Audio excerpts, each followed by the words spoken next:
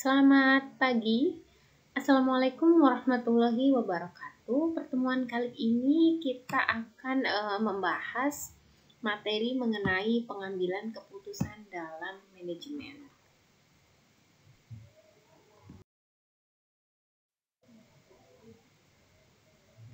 Oke, untuk materi atau bahan kajian yang akan kita bahas dalam materi pengambilan keputusan dalam manajemen, apa aja materi yang akan kita bahas ya. Yang pertama itu mengenai jenis-jenis keputusan dan masalahnya. Kemudian yang kedua ada model pengambilan keputusan. Next yang ketiga ada langkah-langkah dalam pengambilan keputusan. Dan yang terakhir mengenai kerangka kerja keputusan pribadi.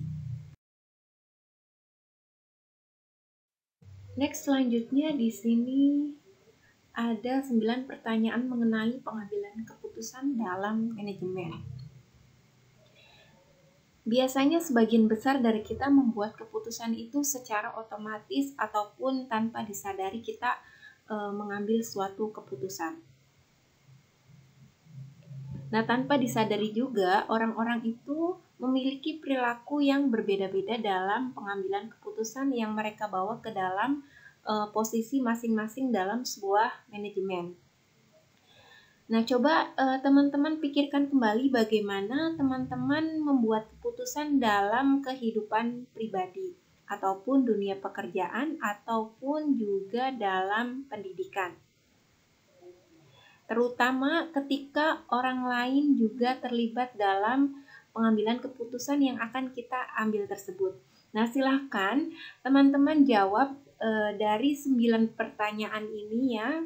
Silahkan teman-teman pilih jawabannya apakah itu benar ataupun salah dari 9 pertanyaan tersebut ya.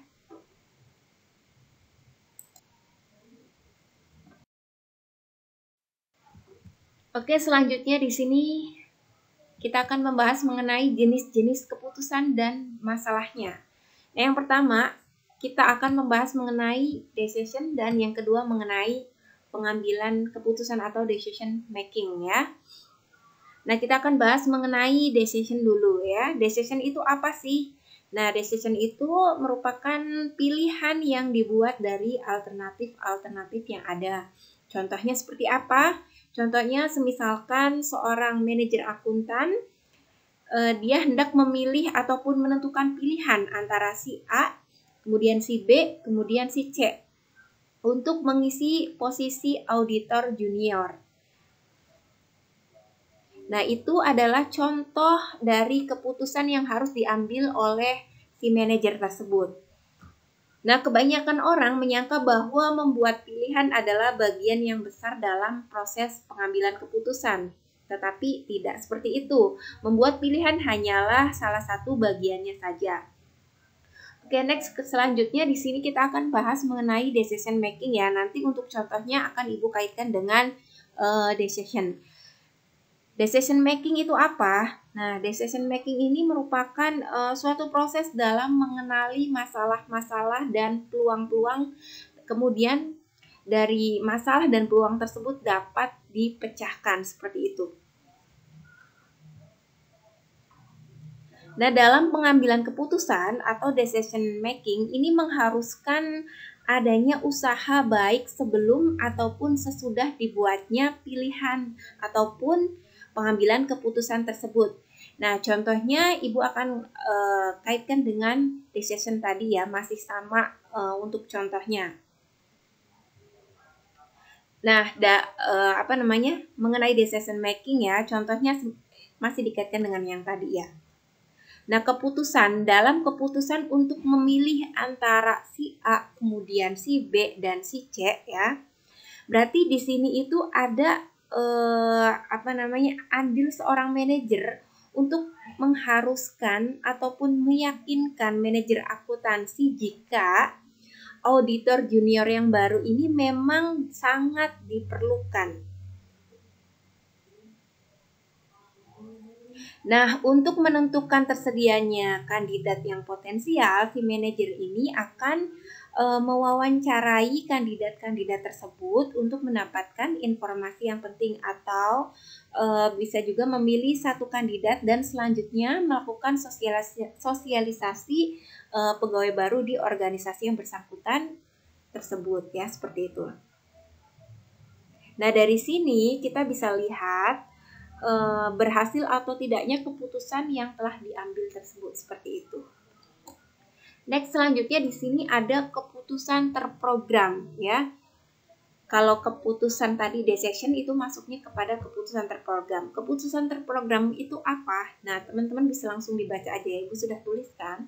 Keputusan terprogram itu keputusan yang berada dalam situasi yang telah sering muncul atau hingga aturan-aturan dalam pengambilan keputusan itu bisa dibuat dan diterapkan. Contohnya semisalkan, jadi keputusan itu berulang. Jadi dikerjakannya itu sudah sering dikerjakan gitu dalam pengambilan keputusan itu, seperti itu ya. Nah, contohnya seperti apa? Oke, lanjutnya masih di keputusan terprogram. Jadi keputusan yang terprogram itu dibuat untuk menjawab persoalan-persoalan organisasi yang kerap kali terjadi ya, seperti itu ya teman-teman. Contohnya apa? Semisalkan contoh gampangnya gini, melakukan pemesanan ulang perlengkapan kantor. Nah, itu kan sering terjadi ya. Jadi kita tahu misalkan dalam 1 bulan itu keperluan kantor itu apa saja. Nah, itu contoh gampangnya dalam keputusan terprogram, seperti itu. Nah, kemudian next, selanjutnya di sini ada mengenai keputusan tidak terprogram ya, keputusan tidak terprogram atau bisa kita sebut juga dengan non-programming decision. Nah, keputusan tidak terprogram ini diambil untuk menjawab situasi yang unik, kemudian sulit dikenali dan sangat tidak terstruktur, serta membawa konsekuensi penting bagi organisasi. Nah, biasanya keputusan tidak terprogram ini berkaitan dengan perencanaan strategis ya, karena tingkat ketidakjelasannya itu sangat tinggi, seperti itu.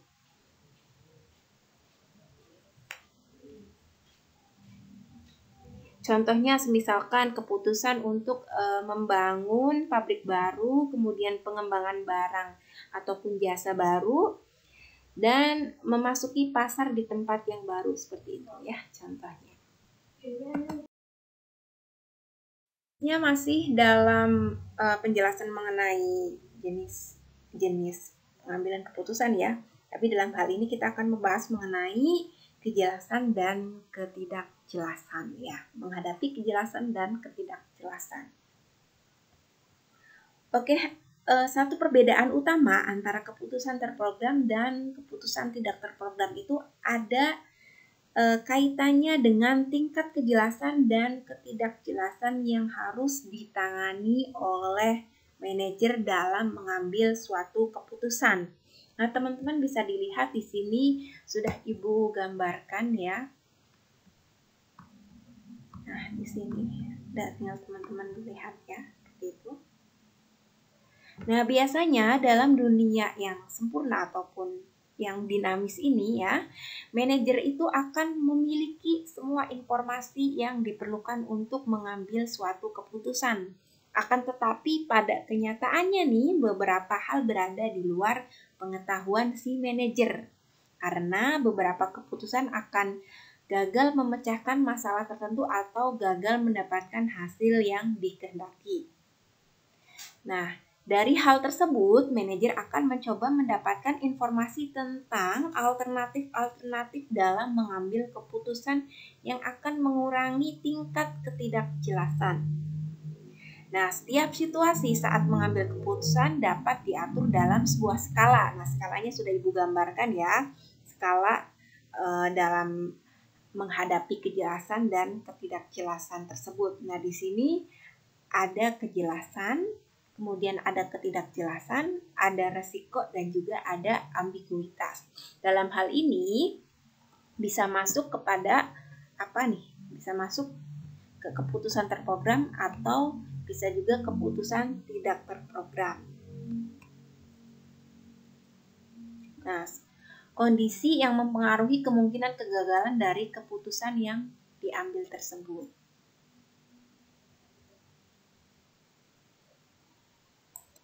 Nah, ini adalah kondisi yang mempengaruhi kemungkinan kegagalan dari keputusan yang diambil oleh manajer tersebut. Seperti itu ya.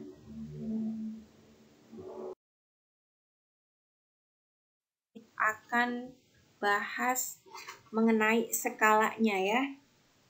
Nah, yang pertama itu ada kejelasan atau bisa kita sebut dengan certainty. Artinya apa sih gitu ya kejelasan ini? Jadi semua informasi yang diperlukan oleh pihak si pengambil keputusan, dalam hal ini manajer ya, semisalkan yang mengambil keputusan, itu telah tersedia secara menyeluruh. Jadi semua informasi yang kita butuhkan dalam pengambilan keputusan ini, si manajer ini sudah mendapatkan informasi tersebut gitu. Jadi manajer itu mengetahui informasi tentang kondisi operasional ataupun biaya atau ketidakleluasaan si SDM tersebut. Atau bisa juga setiap tindakannya si manajer itu tahu gitu ya.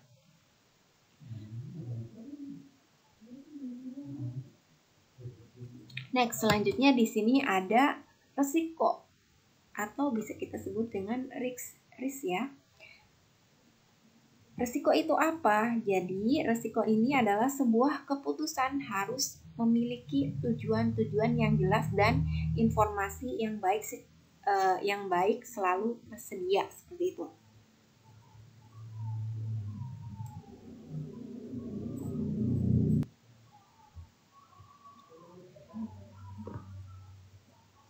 Nah, pengukuran resiko akan mencegah peristiwa-peristiwa di masa depan yang dapat menggagalkan alternatif solusi yang diambil. Misalnya contoh, untuk membuat keputusan mengenai lokasi restoran nih contohnya ya. Nah, contoh misalkan si A gitu ya mau membuat restoran ya yang tadi Ibu sampaikan di awal. Nah, ini si A ini yang mau membuat restoran dapat menganalisa ataupun menganalisis demografi konsumen yang potensial itu di mana seperti itu, atau bisa juga mengenai pola lalu lintas di sana itu seperti apa, ataupun untuk logistik persediaannya seperti apa, dan bisa juga dari kompetisi lokal.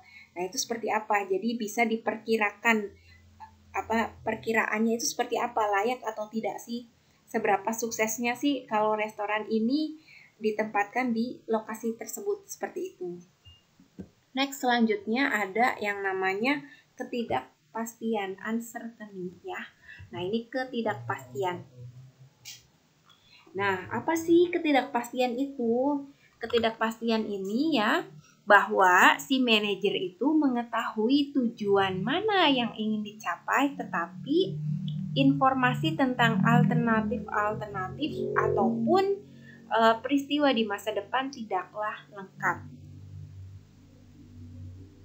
Nah, contohnya seperti apa? Contohnya mengenai keputusan ya. Contohnya nih dalam mempengaruhi sebuah keputusan dalam hal ketidakpastian. Contohnya apa nih?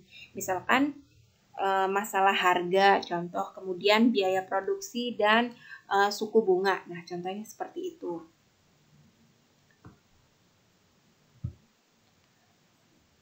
Dari contoh yang tadi Ibu sampaikan mengenai masalah harga, kemudian biaya produksi, ataupun suku bunga. Nah, ini adalah persoalan yang sulit untuk dianalisis ataupun diperkirakan seperti itu ya. Jadi, tingkat ketidakpastiannya itu sangat tinggi gitu.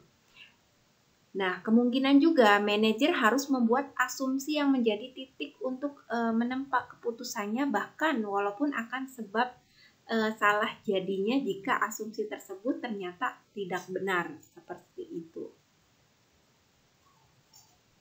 Nah, next selanjutnya di sini ada ambiguitas ya, atau ambigu.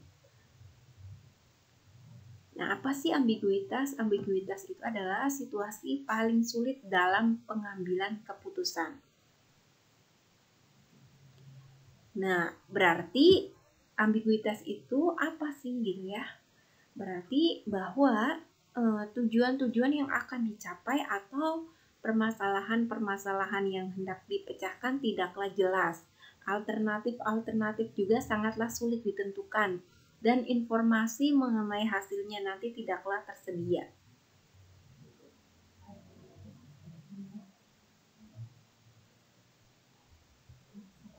Contoh gampang dari ambiguitas itu seperti ini, misalkan contoh nih, seorang siswa ini contoh misalkan kalian ya disuruh oleh dosennya untuk membuat kelompok ya, membuat kelompok ataupun tugas kelompok ya.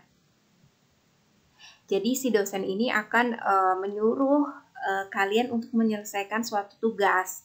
Nah, tetapi si dosen ini tidak tidak memberikan topik ataupun pengarahan ataupun arahannya itu yang jelas. Jadi di sini sifatnya ambiguitas. Itu contohnya seperti itu ya.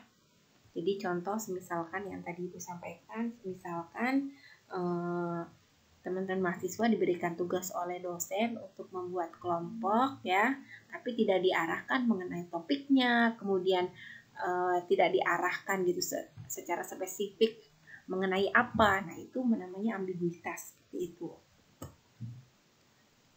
Nah, ini dari keempat yang tadi Ibu sampaikan, ini adalah skala dalam pengambilan keputusan ya.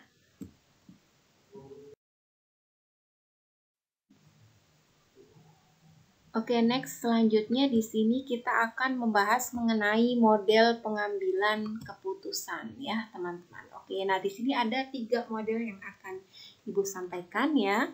Yang pertama mengenai model klasik. Apa sih model klasik? Nah, itu teman-teman bisa langsung dibaca aja ya. Mengenai model klasik. Model klasik itu apa sih? Model klasik itu adalah asumsi ya.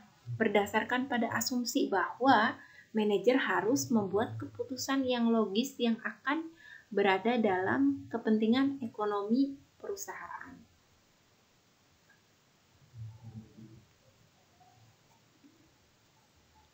Nah, biasanya untuk model klasik ini ya, itu kira-kira masuk kepada keputusan yang mana nih? Ada teman-teman yang tahu nggak? Oke, jadi untuk model klasik ini ya paling berguna jika diterapkan untuk keputusan terprogram dan untuk keputusan-keputusan dengan kepastian dan risiko yang jelas, di mana terdapat informasi yang berhubungan dan kemungkinan-kemungkinan pun dapat diperhitungkan. Seperti itu ya. Nah, next selanjutnya di sini ada mengenai model administratif. Apa sih model administratif itu? Nah, seperti itu. Oke, nah model administratif ini menggambarkan bagaimana manajer sebenarnya membuat keputusan dalam situasi yang didirikan dengan keputusan yang tidak terprogram, ketidakpastian, dan ambiguitas.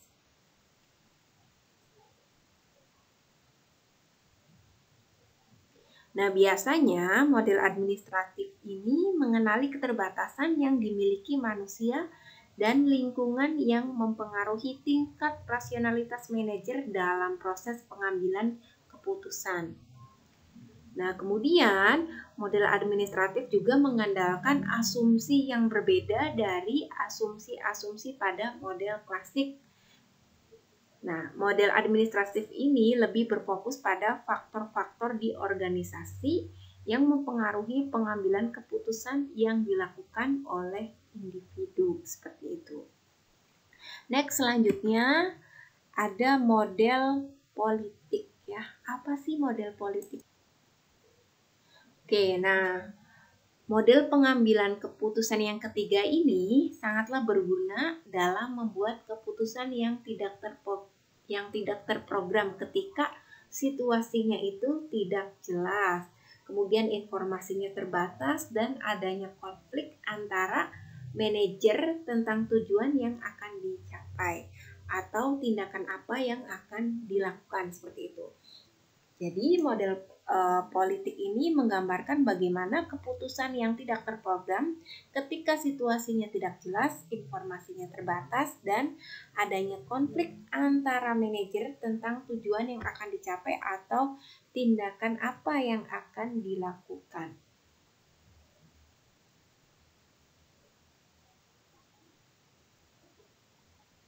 Oke, nah untuk model politik ini contohnya seperti apa? Misalkan ada interview ya yang dilakukan oleh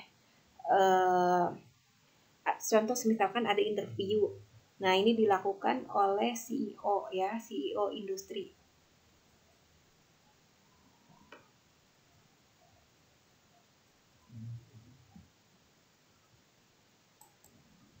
Oke, nah tadi ya mengenai CEO. Jadi, semisalkan ada interview yang dilakukan terhadap CEO industri di industri teknologi gitu ya. Ini biasanya ditemukan bahwa para CEO tersebut ini berusaha sangat keras dalam beberapa jenis proses rasional dalam mengambil suatu keputusan. Tetapi cara mereka sebenarnya dalam memutuskan segala hal adalah dengan melalui interaksi yang kompleks dengan manajer-manajer ataupun bawahan. Kemudian bisa juga ada mengenai faktor-faktor lingkungan dan hal-hal yang terjadi di organisasi lainnya seperti itu.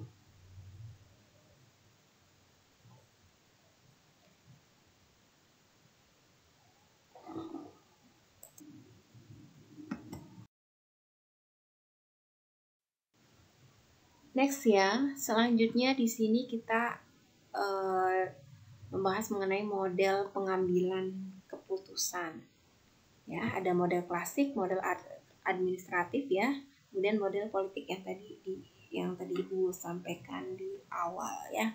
Nah, di sini ada perbedaannya mengenai model klasik, kemudian model administratif, model politik. Nah, biasanya kalau di model klasik ini ada permasalahan dan tujuannya itu jelas. Nah, kalau di model administratif di sini permasalahan dan tujuan yang tidak jelas. Nah, kalau di model politik ini berarti tujuan yang banyak dan bertentangan. Nah, kemudian perbedaan yang kedua ada pada model klasik yaitu kondisi dengan kepastian, sedangkan di model administratif ada kondisi dengan ketidakpastian. Kemudian di model politik sendiri ada kondisi dengan ketidakpastian ataupun ambiguitas. Nah, di perbedaan yang terakhir ya, di sini di poin ketiga untuk model yang klasik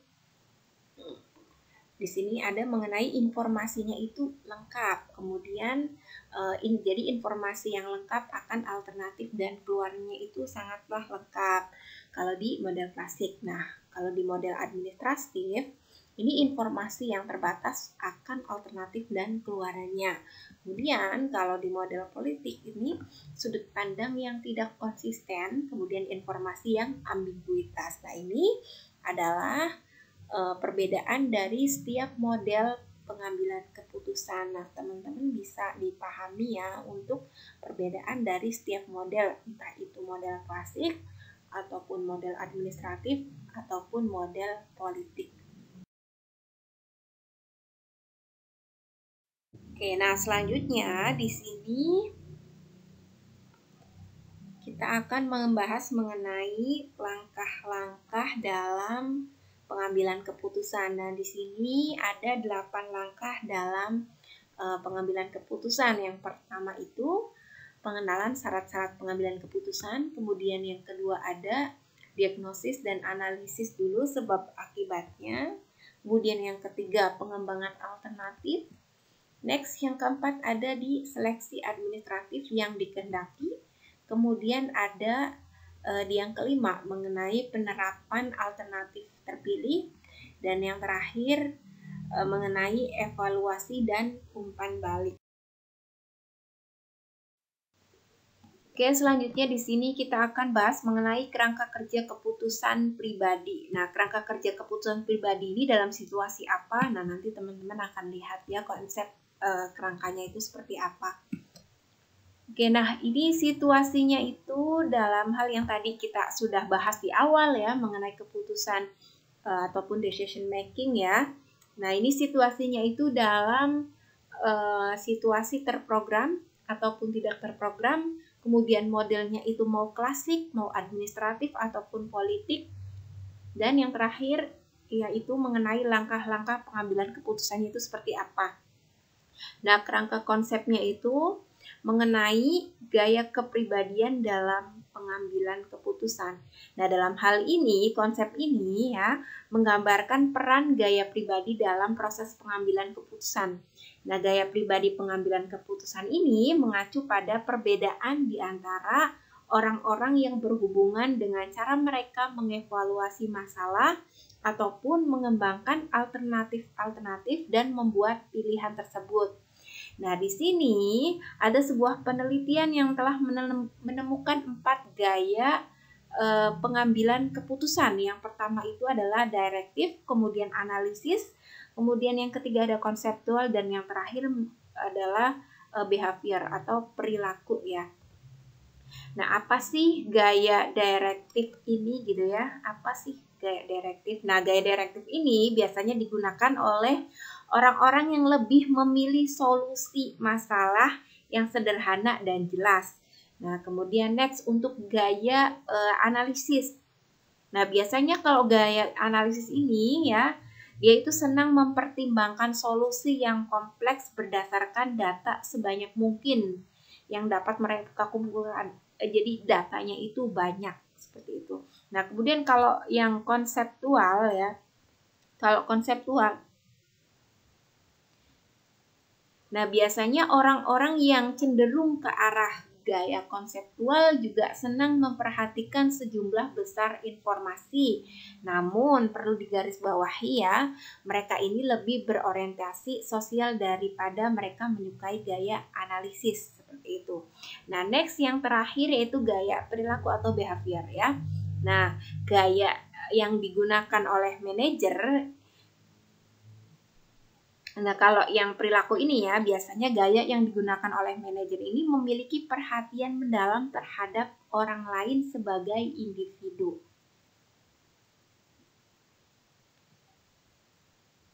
Contohnya nih, kayak gini misalkan manajer ini menggunakan gaya itu, dia itu senang berbicara dengan orang lain secara empat mata dan memahami perasaan orang yang diajak bicaranya mengenai permasalahan dan dampak dari keputusan yang telah dibuat tersebut seperti itu. Nah, dari 4 gaya tersebut, silahkan pilih keputusannya seperti apa, solusi terbaiknya untuk menyelesaikan masalahnya itu seperti apa. Jadi untuk solusinya bisa dipilih dari keempat gaya tersebut, mau gaya direktif, analisis atau konseptual ataupun juga behavior perilaku seperti itu. Tinggal dipilih saja dan jangan lupa dilihat juga tingkat resikonya seperti apa, kemudian kejelasannya seperti apa, ketidakjelasannya juga bagaimana seperti itu. Tinggal disesuaikan atau diukur dulu skalanya itu skala nomor berapa seperti itu ya.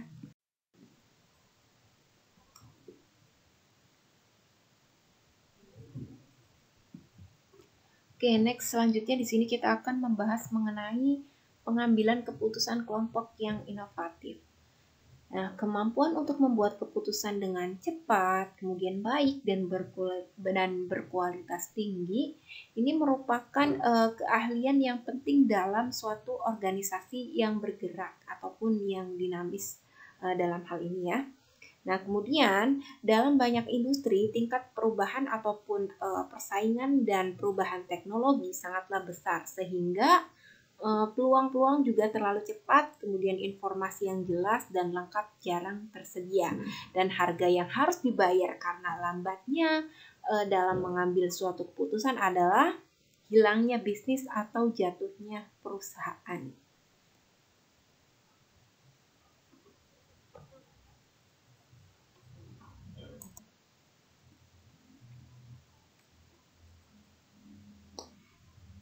Apakah faktor-faktor ini berarti bahwa manajer harus membuat sebagian besar keputusan oleh dirinya sendiri? Tentu tidak. langkah lingkungan bisnis yang cepat justru menuntut sebaliknya, yaitu keterlibatan orang-orang di seluruh organisasi dalam pengambilan keputusan. Nah, mereka pun diharapkan untuk memilih informasi, keahlian, dan kebebasan yang mereka butuhkan untuk menjawab permasalahan dan persoalan dengan segera. Nah, di sini ada beberapa alternatifnya ya. Yang pertama yaitu mulailah dengan curah gagasan atau brainstorming ya. Jadi di sini mengharuskan adanya sekelompok orang yang berkumpul secara langsung untuk memberikan alternatif dengan cakupan yang sangat luas secara spontan untuk melakukan pengambilan keputusan. Next, yang kedua yaitu ada mengenai terlibat dalam gagasan yang sempit. Terlibat dalam gagasan yang sengit atau terlibat dalam perdebatan yang sengit ya. Nah, di sini adalah kunci yang sangat penting dalam membuat keputusan yang lebih baik adalah dengan melakukan perdebatan yang sengit mengenai permasalahan yang ada. Nah, next yang ketiga, nanti yang kedua tinggal Ibu ganti ya. Ini bukan terlibat dalam gagasan yang sengit ya, tapi dalam perdebatan.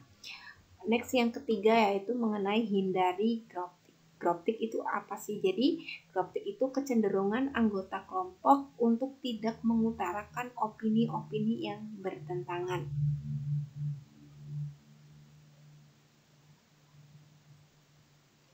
Jadi hindari groptik. Kenapa harus dihindari? Karena penting bagi manajer untuk mengingat bahwa beberapa ketidaksepakatan dan konflik akan bersifat lebih sehat daripada kesepakatan buta. Oke, next yang terakhir ya. Di sini ada tahu kapan harus gagal. Nah, biasanya dalam lingkungan yang bergerak secara dinamis ya, manajer yang baik akan berani mengambil resiko dan belajar dari kesalahan, tetapi manajer yang baik juga tidak ragu untuk menghentikan hal yang tidak akan berhasil.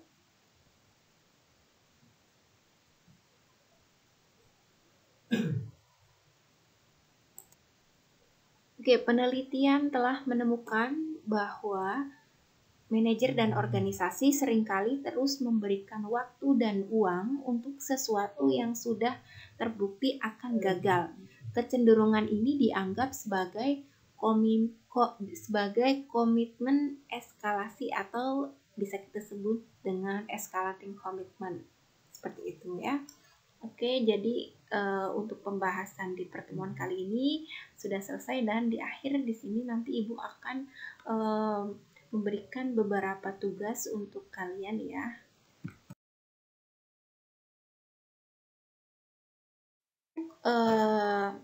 Untuk tugas di pertemuan kali ini silahkan teman-teman buat ya, kerjakan tugasnya ya. Di sini ada 3 tugasnya ya.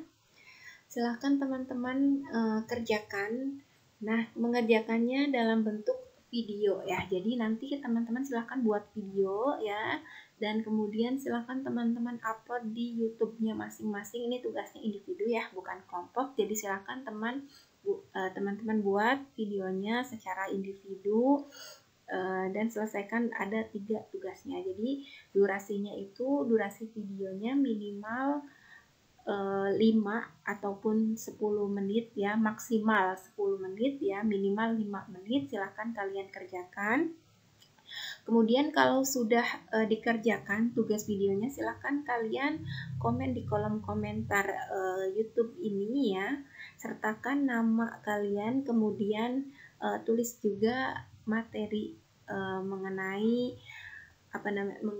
tugas tersebut ya. Jadi tulis nama, kemudian kelas, dan juga materi mengenai pengambilan keputusan. Oke, itu saja untuk pertemuan kali ini. Ibu cukupkan. Wassalamualaikum warahmatullahi wabarakatuh.